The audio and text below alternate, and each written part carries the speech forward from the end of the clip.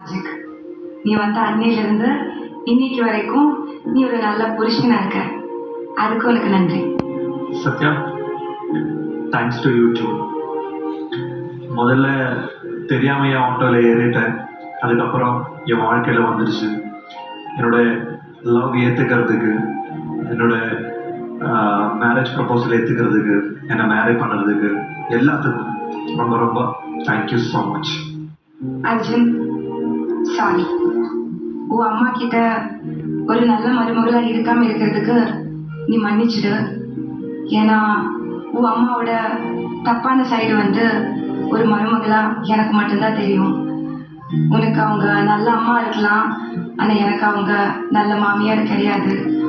உங்ககிட்ட சொன்ன எல்லா பொய்யும் பெரிய தப்பு. மன்னிச்சிடு அர்ஜுன், சாரி. சத்யா, எப்போவுமே அம்மா ரொம்ப இம்பார்ட்டன்ட் தான். ஸோ அம்மாவை நீ எதிர்த்து பேசும்போது இல்லைனா வேறு ஏதாவது பிரச்சனை வரும்போது தான் நமக்கு இடையில சண்டை வரும், நமக்கு இடையில பேச்சு வரும். நான் தெரியாமல இல்லை நான் தெரிஞ்சு அது பண்ணதுனால எனக்கு ரொம்ப ஹர்ட்டாக இருக்குன்னு எனக்கு தெரியும். எப்படினாலும் நான் எப்போவுமே உன்னை ஹர்ட் பண்ண விரும்புவேன். ஆனால் அப்படி ஆயிடுச்சு. I'm really sorry.